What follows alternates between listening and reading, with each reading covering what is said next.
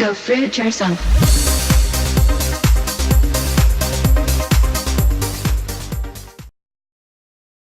Hey Fruit Bats, it's Frilly the Banana Girl here. Welcome to today's session. Today I'm going to talk about something pretty personal to me, pretty close to my heart, and that's about having suicidal tendencies. Because before I came to this lifestyle, I did have my share of suicidal tendencies. Times where I just didn't want to go on, I didn't want to face another day, another hour, another minute of life. And why was that? Well, I'm going to get to it. But this situation in particular was one night when I had had enough. I've been working late at some shift work at a pub, and I went to this cliff that I used to hang out, and that night I actually wanted to drop myself over the cliff. And it's kind of, hard to talk about because it was a very emotional time in my life, and I'm here today, luckily, to be able to tell you it, and I've overcome those feelings, thank goodness. So here I am on this cliff, and I'm thinking about all the things going on in my life. I'm not happy with this, I'm not happy with that. Everything's bad, everything was negative. There wasn't any positivity.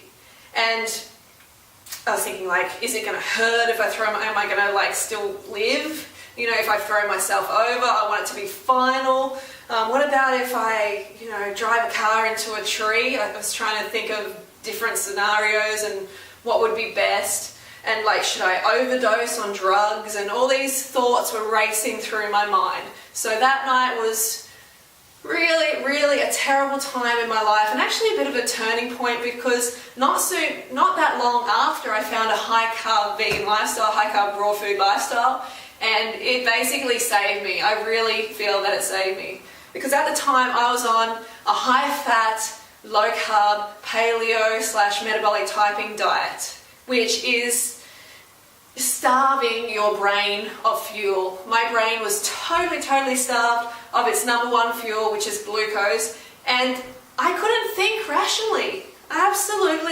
absolutely could not think rationally, because I was eating this diet which was restricting my carbohydrates, restricting my fruit intake, and had me eating chicken livers for breakfast. And I was averaging actually a whole chicken a day.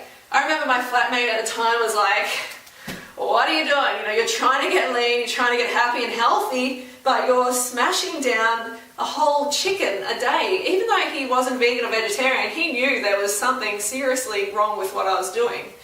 So I was having crazy thoughts, of course. I wasn't getting that glucose to my brain, and I'm sitting here not connecting the dots, not being able to help myself because I didn't have the fuel.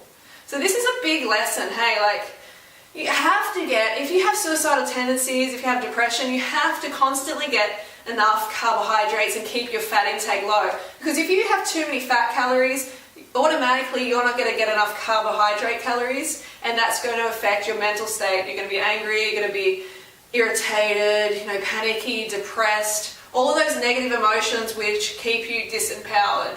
So that is really, really important when it comes to suicidal tendencies.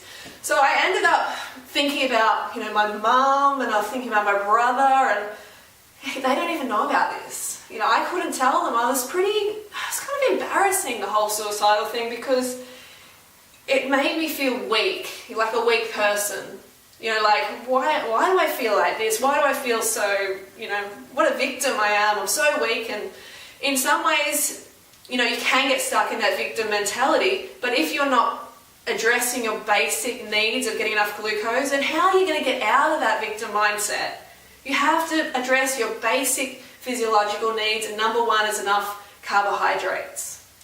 So when I left there, my mum and my brother basically helped me leave the edge of that cliff, because I could not do that to them. And the funny thing is, I ended up actually going and smashing the fruit and the rice after that experience. And I was having cakes and all sorts of things, but I got a lot of carbs that night. And the next morning, guess what? I wasn't feeling suicidal anymore. I was actually like, whoa, what was I thinking? So I can honestly say I don't have those feelings anymore because I'm consistently carbed up. I'm getting enough glucose to my brain, and that's why I make sure all the time that I'm getting these carbohydrates, because I know how important it is to my sanity and to my health and to my overall survival, if you know what I mean. So please remember that. Okay, this is an important message. If you're having those suicidal tendencies, you need to really address your carbohydrate intake. Make sure you're getting over 80% of your calories from carbs a day. Go to Cronometer.com and work it out. Less than 10% of daily calories from fat. And you are going to see, you're going to feel the difference. Trust me, you're going to feel it and make that connection with the carbs. So I hope that helped. And I will see you tomorrow for Friday. I'm not sure what the theme's going to be. Maybe Facebook Friday, maybe Q&A. Not too sure, but it's going to be good. So stay tuned. And don't forget to go fruit or root yourself. See you soon. Banana Girl.